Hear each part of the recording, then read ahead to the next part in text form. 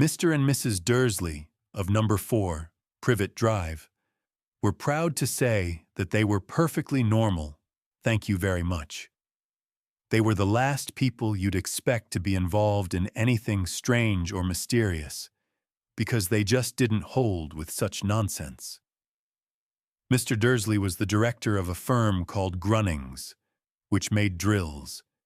He was a big, beefy man with hardly any neck, although he did have a very large mustache.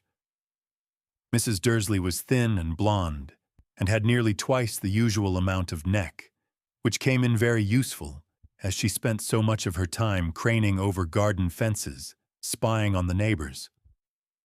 The Dursleys had a small son called Dudley, and in their opinion, there was no finer boy anywhere. The Dursleys had everything they wanted, but they also had a secret, and their greatest fear was that somebody would discover it. They didn't think they could bear it if anyone found out about the Potters. Mrs. Potter was Mrs. Dursley's sister, but they hadn't met for several years. In fact, Mrs. Dursley pretended she didn't have a sister, because her sister and her good-for-nothing husband were as un-Dursleyish as it was possible to be. The Dursleys shuddered to think what the neighbors would say if the Potters arrived in the street. The Dursleys knew that the Potters had a small son, too, but they had never even seen him. This boy was another good reason for keeping the Potters away. They didn't want Dudley mixing with a child like that.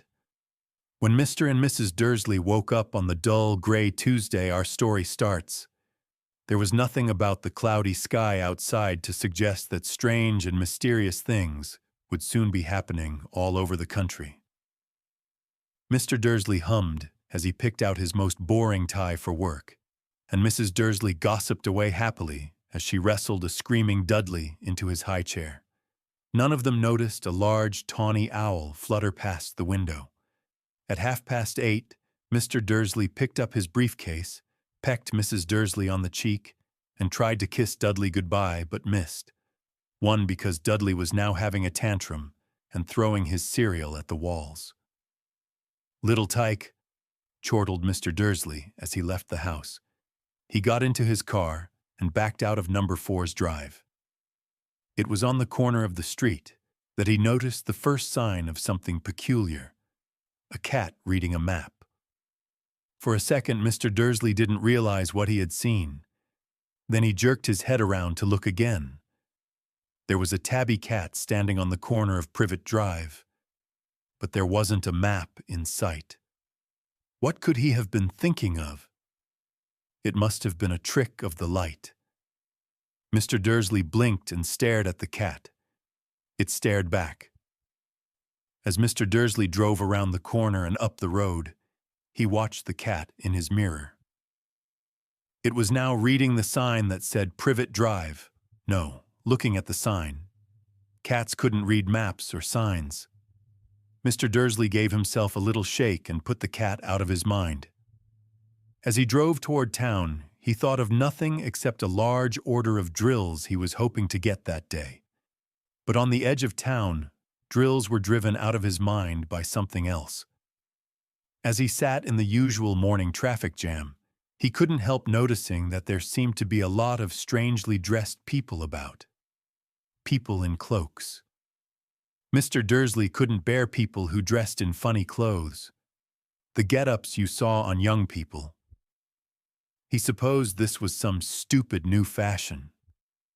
He drummed his fingers on the steering wheel, and his eyes fell on a huddle of these weirdos standing quite close by. They were whispering excitedly together. Mr. Dursley was enraged to see that a couple of them weren't young at all.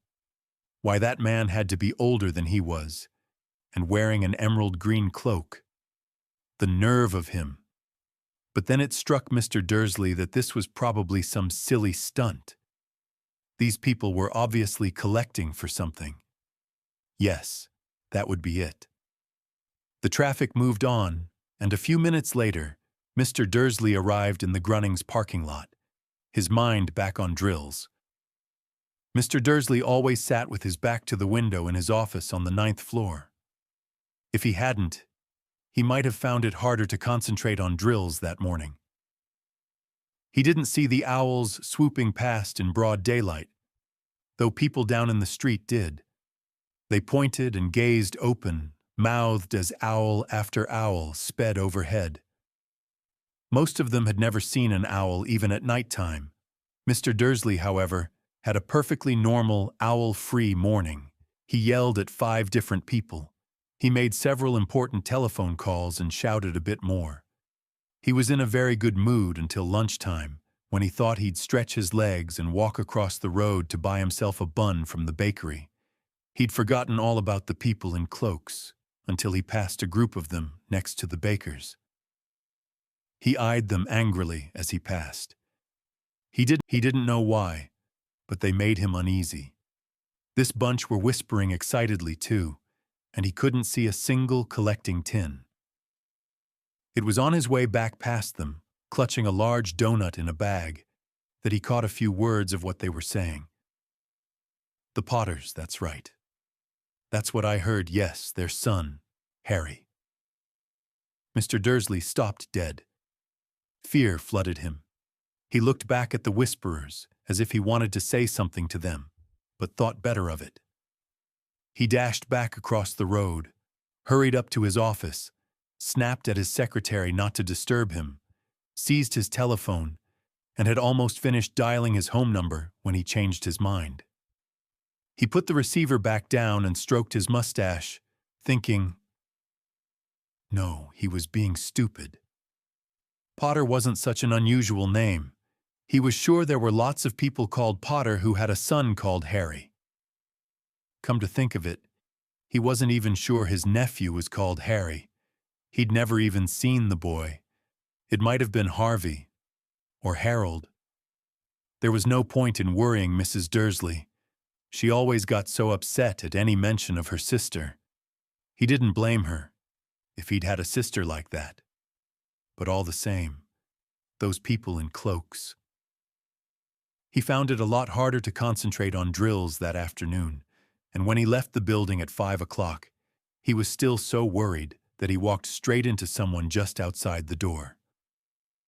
Sorry, he grunted, as the tiny old man stumbled and almost fell. It was a few seconds before Mr. Dursley realized that the man